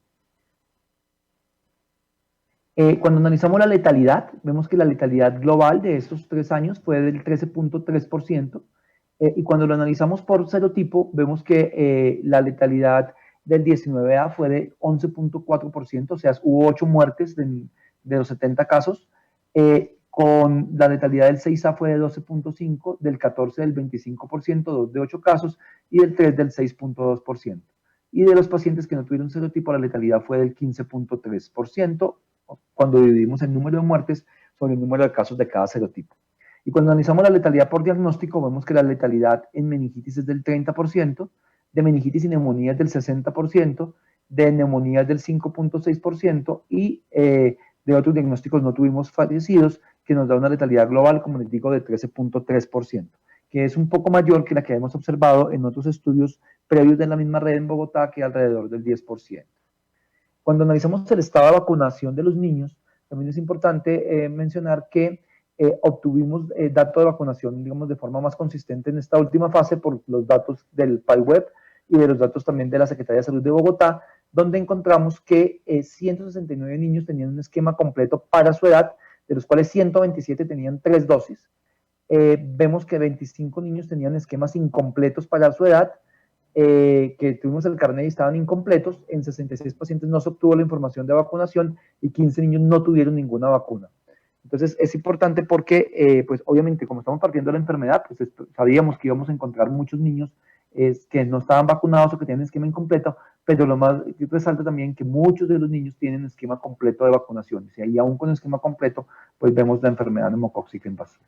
Y en relación a la sensibilidad de los aislamientos, también vemos para la foto transversal que reporta el Instituto Nacional de Salud, que es lo mismo que vemos en la red, y es que tenemos una sensibilidad a penicilina de aislamientos no meningios del 70%, una sensibilidad disminuida del 30% para el año 2019, muy similar en los 3 años, y una disminución en la sensibilidad a ceftriaxona en aislamientos no meningios también al 70% son sensibles, el 30% son intermedios o resistentes. Eso dificulta enormemente el manejo de neumonía, y en aislamientos meningios el porcentaje es similar, con una resistencia superior al 50%.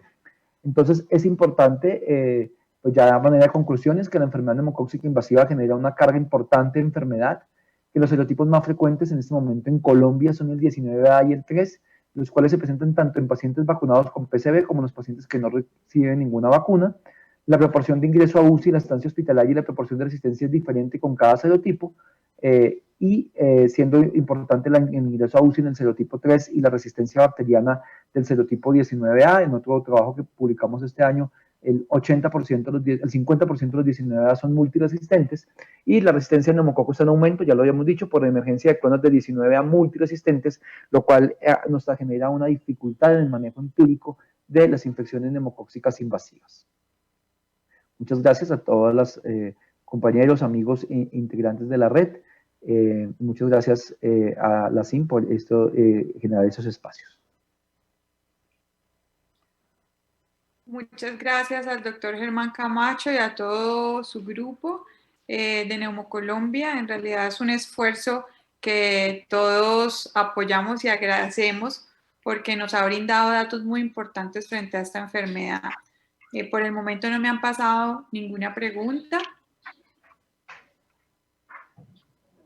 Doctora Marta.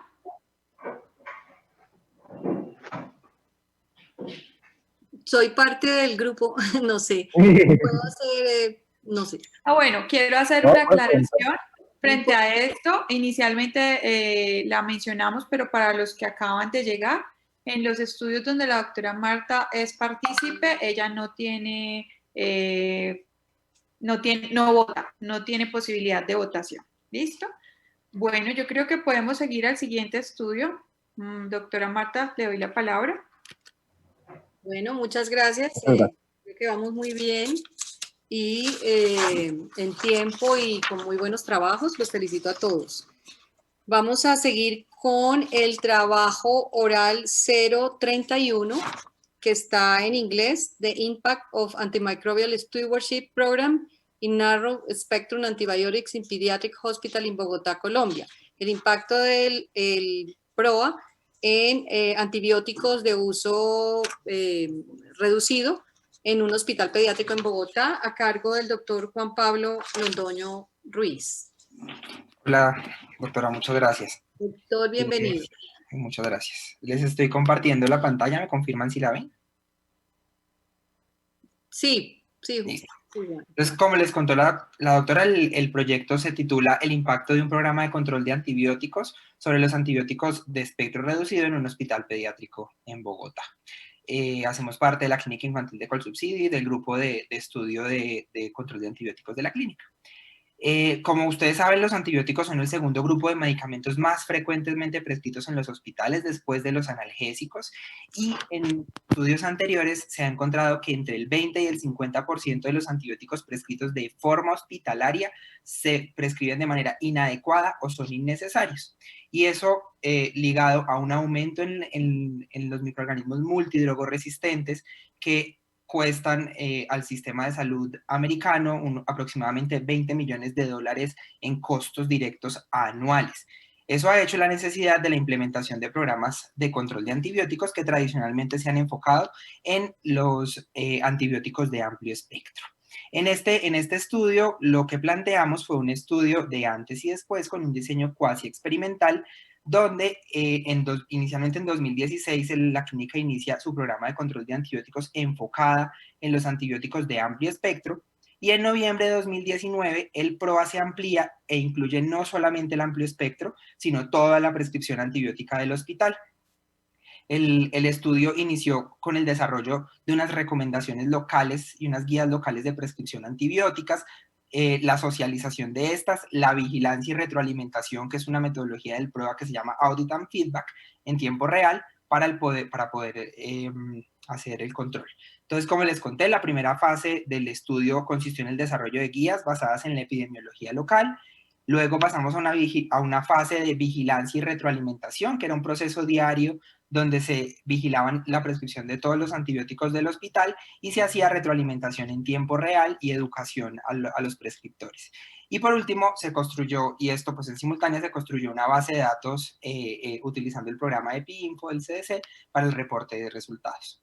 Con respecto a la construcción de las guías basadas en la literatura y en la epidemiología local, se revisaron más de 60 referencias en las principales 15 patologías infecciosas de la clínica, y utilizando el sistema HUNET se revisó la epidemiología de los aislamientos de los últimos 3 años para construir las recomendaciones basadas en esta. Posterior a su construcción se hizo una socialización de las guías en el hospital. Esto es para darles una idea. Esto fue un estudio de punto que se hizo sobre la socialización, antes de la socialización de las guías, y es que los diferentes roles prescriptores del hospital, solamente el 5.9% tenía conocimiento de que la prescripción de los antibióticos de espectro reducido eran un problema. Solamente el 39% tenía claro los tiempos mínimos de antibiótico-terapia IV y oral, y solamente la mitad tenía claro qué indicaciones de ceftriaxona había en la clínica. Entonces, basados en eso, como les digo, nosotros, el proceso era diario, se hacía un filtro de la formulación de los antibióticos, 56 antibióticos diferentes, se hacía la revisión de la historia clínica, se llenaba la herramienta en EpiInfo, se hacía el análisis con el grupo de infectología, había retroalimentación y cambios sobre la conducta en tiempo real en los niños, y al final del proceso se utilizó el programa estadístico R para el análisis de los datos. Este es el formato de recolección que teníamos en EpiInfo, 113 variables. En el periodo previo encontramos más o menos en un estudio de punto que el 45% de todos los antibióticos prescritos en la clínica no eran adecuados, ya sea porque la dosis, la vía o no tenían indicación clara del uso de la antibiótico-terapia, similar a lo que describe la literatura mundial. Y de esos, el 28% no tenían ni siquiera indicación de antibióticos. Esto es una distribución de los tiempos de duración. Había 6 antibióticos que duraban, en ese momento estudio punto, más de 7 días. De esos, la mitad de esos no tenían clara su duración más allá de eso. Entonces, en el periodo posinicio del programa de control de antibióticos, se analizaron 789 prescripciones. De esas, cercanos al 60% no requieren ningún ajuste, pero les quiero mostrar los resultados. Estos son resultados día a día de enero y febrero de cómo ha cambiado la adherencia al proceso total adecuado. Esto incluye tanto la dosis, la formulación, la vía. Y ustedes ven que en enero el promedio fue más o menos 71% de antibióticos adecuadamente prescritos y en febrero llegamos al 92%. La adherencia a las guías previo al inicio del programa de control de antibióticos era cercana al 55%, comparado con el periodo después de las intervenciones o del inicio del programa de espectro reducido, que subió hasta el 75%. Aparte de esto, medíamos no solamente los resultados de adherencia a guía, sino el uso de antibióticos por vía oral. En el periodo previo al inicio del prueba de espectro reducido, solamente el 0.01% de las formulaciones de antibióticos en niños intrahospitalarios eran por vía oral, y en el periodo posterior a esto subimos la formulación al 12.8%. Esto es cómo se ha comportado, lo que les muestro en el periodo inicial, casi nada por vía oral. En el periodo después de las intervenciones, un aumento significativo de la vía oral, cercano al 0, y la hemos subido cercana al 20, es lo que vamos en este momento. Y estos, si bien son datos muy preliminares y ni más faltaba hablar de asociaciones ni nada por el estilo, pero iniciamos la cuantificación de cuánto se ha ahorrado en ampollas de antibiótico prescritas, y en promedio al inicio del año, antes de la implementación del PROARA, más o menos 23 millones, 24 millones de pesos en antibiótico terapia, y los últimos 2 meses posterior se bajó más o menos a 17 millones de promedio mensual. Esto es el promedio mensual de gasto en ampollas de antibióticos. Lo que les digo, esto no puede hablarse de causalidad, sabemos que esto tiene un comportamiento estacional, y requerimos más tiempo de medición para hablar de esto. Pero una de las preocupaciones grandes era que al quitar los antibióticos, reducir los espectros, hablar de más vía oral, podía conllevar un aumento en la mortalidad. Entonces también tenemos datos de mortalidad en el periodo previo y en el periodo post-intervención. Si ustedes ven, no existe una diferencia significativa entre las mortalidades reportadas en ambos periodos. Y esto es para mostrarles solo datos preliminares del consumo de antibióticos. Estas son las DOTs, que es la medida recomendada por la OMS para el seguimiento de la prescripción en los hospitales en niños. Si ustedes ven, posterior al inicio de las intervenciones, la formulación de ampicilina sulbactam cayó y se ha mantenido en el tiempo. Ampicilina ha funcionado igual, ha disminuido su formulación. Y así con otros, solo para mostrarle datos preliminares. En conclusión, esta es la experiencia del primer programa, al menos de que tenemos nosotros conocimiento, que hable de antibióticos de espectro reducido, que haga un programa de control de antibióticos de espectro reducido. Muestra la utilidad de las tecnologías de la información en la inclusión de un programa de control de antibióticos de uso diario. También muestra que las estrategias educativas y la metodología de audit and feedback funciona para el aumento de la adherencia a las guías locales y el aumento de la vía oral como posibilidad. No se mostró ningún aumento en la mortalidad, al menos en el tiempo del estudio que llevamos. Y si bien mostramos algo de impacto económico, pues claramente necesitamos mucho más estudios para poder hablar que el impacto económico de verdad lo tiene el estudio. Muchísimas gracias, eso era lo que les traíamos para hoy. Muchas gracias, doctor Juan Pablo. Muy buena presentación y muy interesante el trabajo. Quería que de pronto nos aclararas digamos, en la parte de prospectivo de antibióticos de espectro reducido, digamos, cuántos de esos antibióticos se consideraron de espectro reducido, si hubo fuera de, digamos, de ampicilina y penicilina, Sí. que otros se consideraron. Una es eso, y el periodo, porque dice a partir del 2019, ¿qué periodo exacto? Bueno, ¿Un periodo corto? sí. Todavía sigue en proceso, me imagino, y para que nos expliques un poquito Sí, primero. dos cosas, doctora. La primera pregunta, ¿se consideró como espectro reducido todo lo que sea de cefalosporina de segunda generación hacia atrás en los betalactámicos? O sea, segunda, primera, penicilina, ampicilina, trimetoprim se considera de espectro reducido, amicacina se considera de espectro reducido, los aminoglicósidos. En general, sí, en general esas son la mayoría, la cefazolina, en general esas son la mayoría de nuestras prescripciones. Y el periodo post-intervención inició en noviembre de 2019 y los datos que les muestro en la parte inicial van hasta febrero de 2019. La curva de las DOT se las traje hasta junio para que miren un poquito cómo sigue el efecto. El proyecto claramente sigue en este momento corriendo y cuando tengamos pues se tengan datos de más tiempo, pues va a tener más robustez. Pues sí. Otra pregunta que no sé si hay preguntas porque no alcanzo a verlas, pero si Claudita me las ves. En digamos que mencionan 789 prescripciones que fueron seguidas. Había no ajuste requerido en el 56%, ajuste Sí. previo a la intervención, que me imagino fue que se dieron cuenta, en el 10.5%.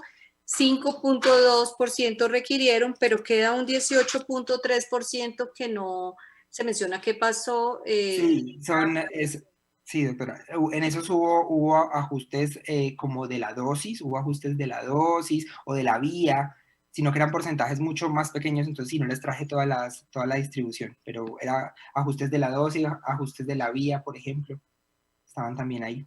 Se podrían meter en la parte de que sí requirieron ajustes, de pronto, y eso Claro, aumentaría un poco más, claro. digamos, el porcentaje Sí, sí. Tal vez quedó mal, por requirió ajustes se cambió ok. el tipo de antibiótico, sí, es verdad, quedó tal vez escrito Clau. como no era.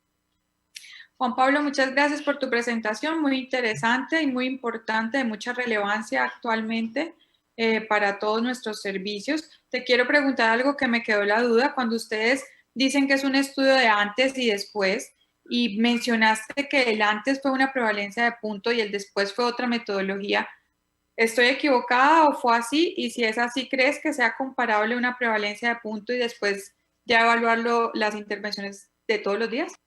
Sí, tiene razón, doctora. La parte de antes es un estudio de prevalencia punto.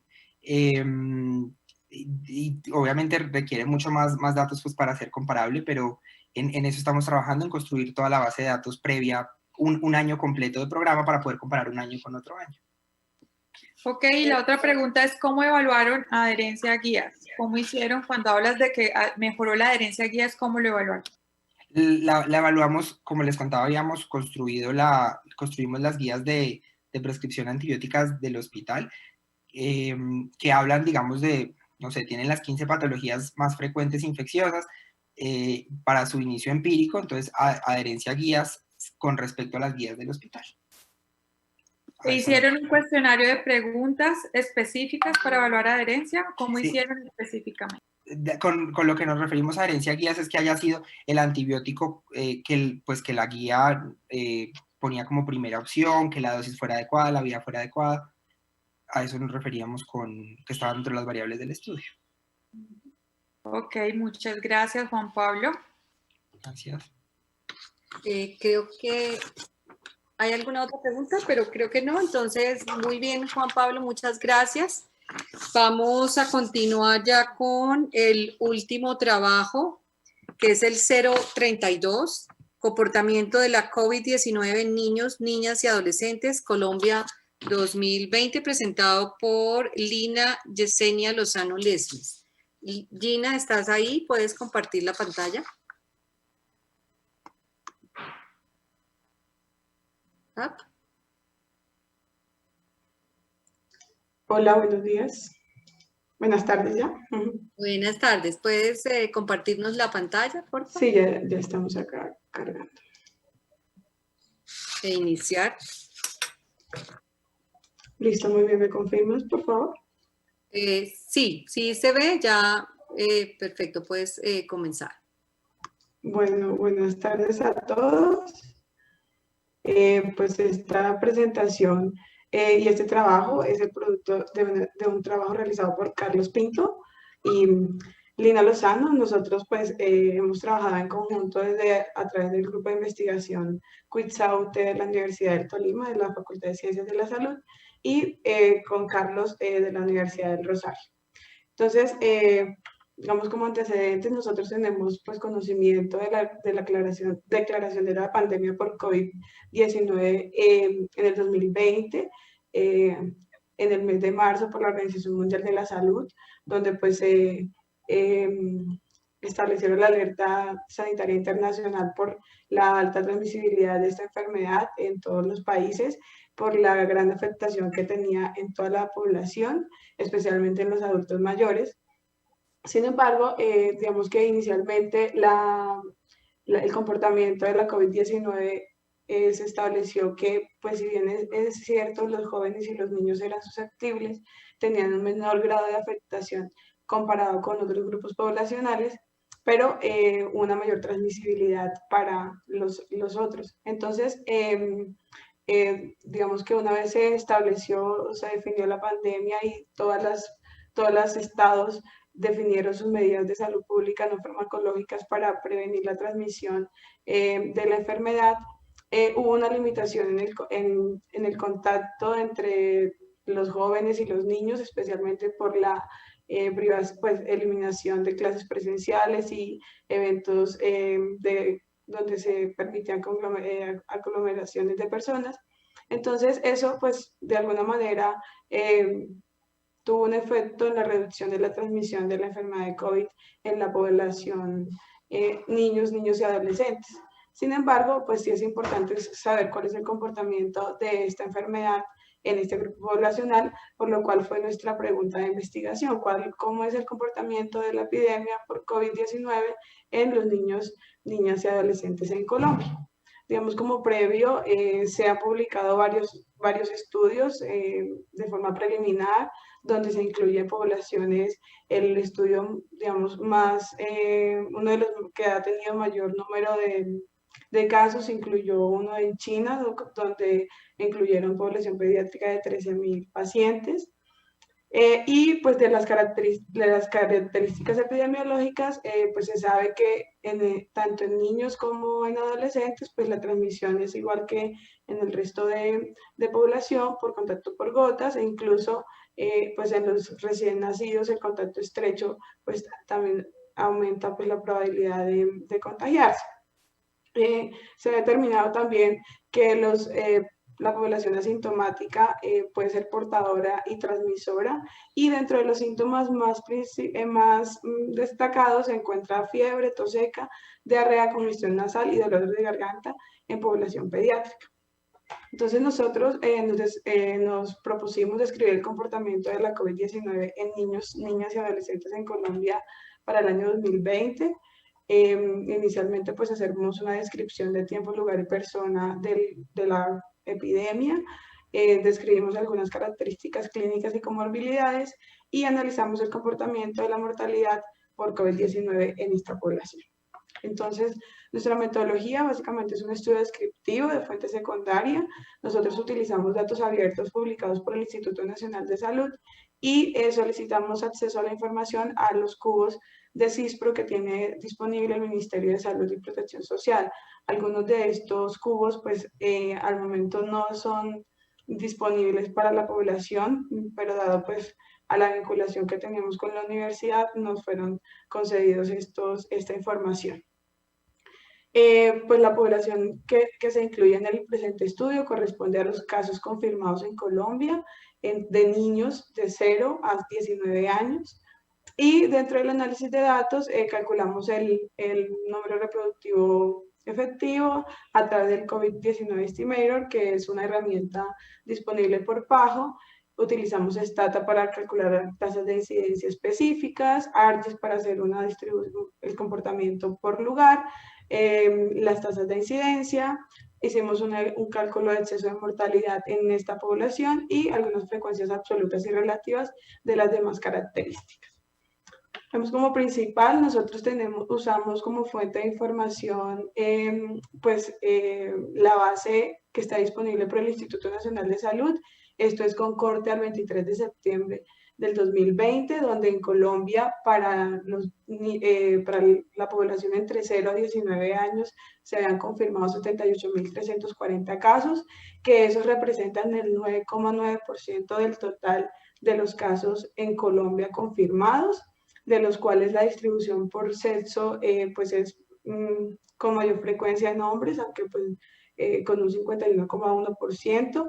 Para este mismo corte se han confirmado 40.023 casos en hombres y 38.317 mujeres. Con respecto al estado, tenemos que para esta fecha se encuentran 68.865 casos recuperados, lo que equivale al 87,91% del total, y tenemos 9.344 a la fecha casos activos, eso representa el 11,9%.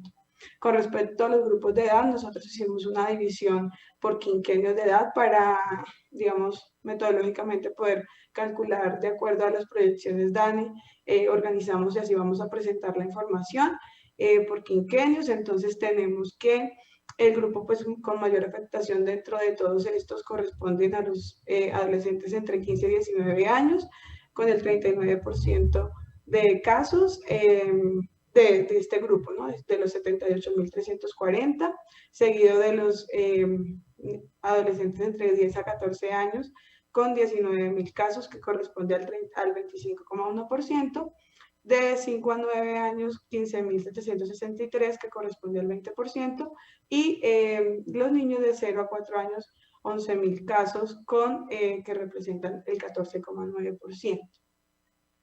Bueno, esta es la curva epidémica que tenemos para solamente los niños y niñas y adolescentes de 0 a 19 años. Acá hay una distribución y ustedes pueden ver cómo es el comportamiento, cómo ha sido el comportamiento de la epidemia en estos grupos de edad desde que se inició. Y hay algo muy importante, y es que si bien es cierto, en Colombia se confirmó el primer caso el 6 de marzo en una joven. De acuerdo a los datos por fecha de inicio de síntomas, se identificó que el primer caso, que corresponde al caso primario, digamos que inició síntomas el 27 de febrero del 2020 y ese corresponde a un adolescente de 19 años. Entonces, con ese caso inició la epidemia acá en Colombia y pues comenzó también pues para este grupo de edad.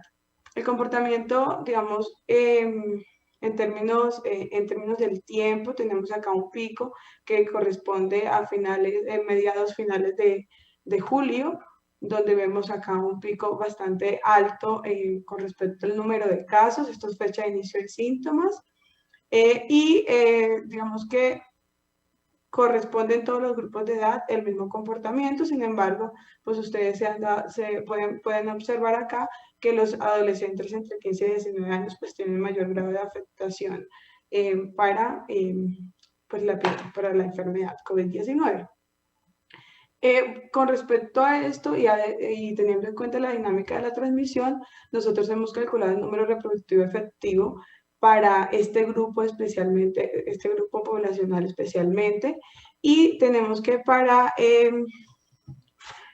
este grupo tenemos un R de 4 a principios de abril, teniendo en cuenta, digamos, como el R efectivo más elevado, 4,7, y al fin, luego le seguían unos R de 3, pero ya a partir de abril el número reproductivo efectivo pues ya disminuyó con una tendencia a la disminución, donde podemos observar que ya para julio-agosto este está cercano a 1.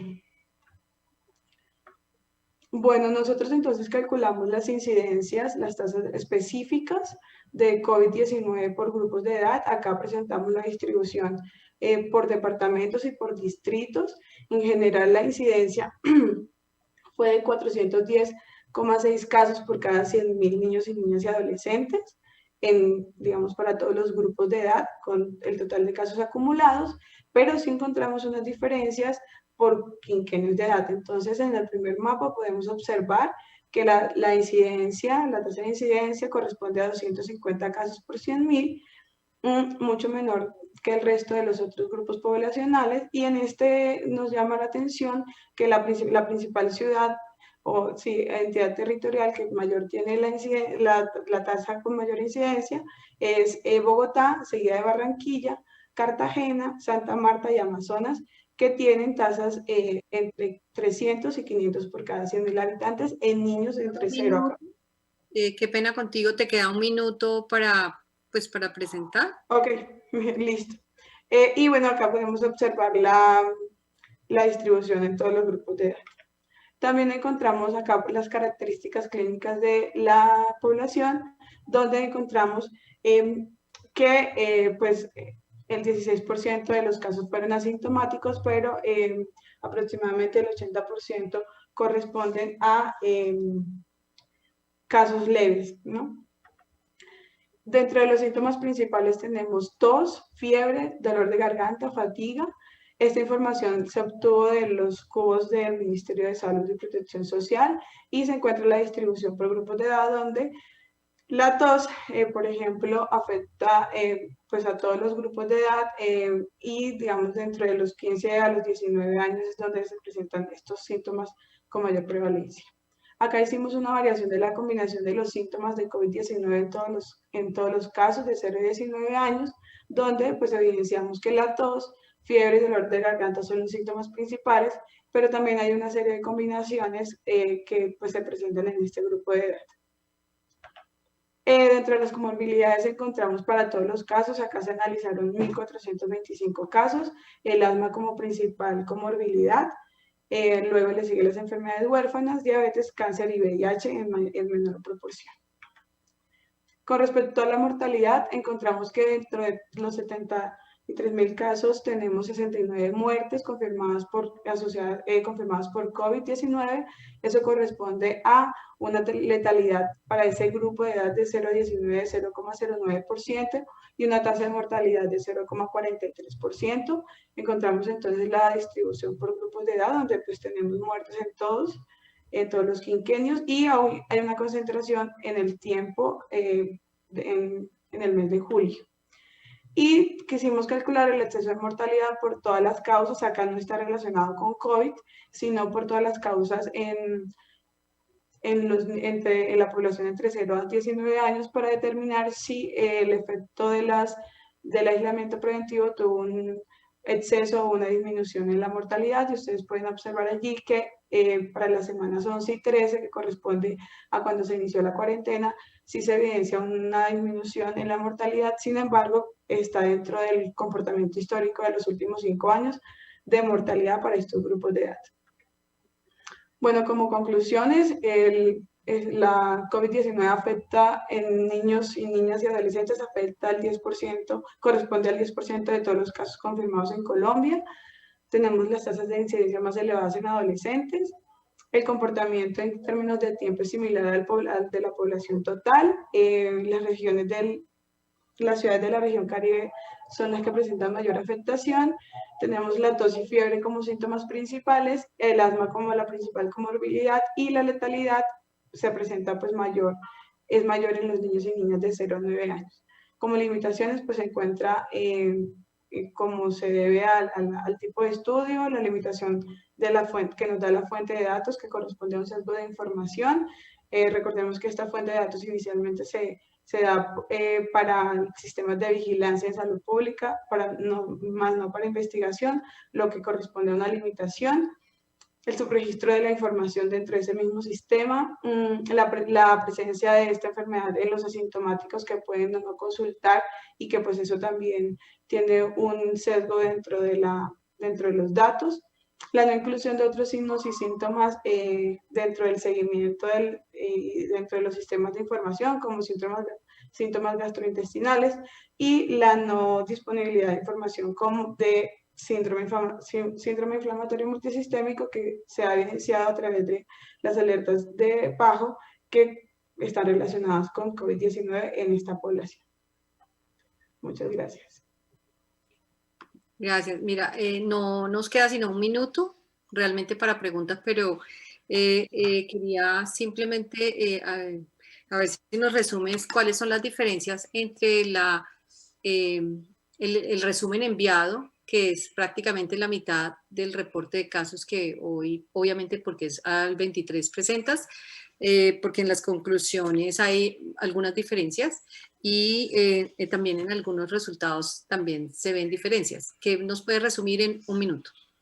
Bueno, básicamente el total de casos y es que el comportamiento de la epidemia cambia a través del tiempo. Entonces, como cambia a través del tiempo, las incidencias en las poblaciones son diferentes. Por ejemplo, cuando sometimos la investigación no estaba la información, por ejemplo, de la afectación que tiene San Andrés. Y ahora, de acuerdo a los datos publicados, a los datos actualizados, pues esa información cambia. Entonces, básicamente se relaciona por ese cambio, por el comportamiento mismo de la epidemia, porque finalmente aún ni siquiera se ha terminado y puede ser cambiante.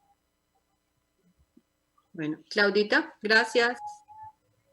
No tengo preguntas por ahora. Creo que el tiempo ya se nos acabó. Exacto, se nos acabó. Muchas gracias. Entonces, creo que hasta aquí termina la sesión. Nosotros vamos a hacer la calificación de los trabajos. Muchas gracias a todos y mucha suerte también. Muchas gracias y felicitaciones a todos. Felicitaciones, muy buenos trabajos. Los invitamos a las otras sesiones de investigación que ya empezaron, las de la 1 de la tarde. Gracias.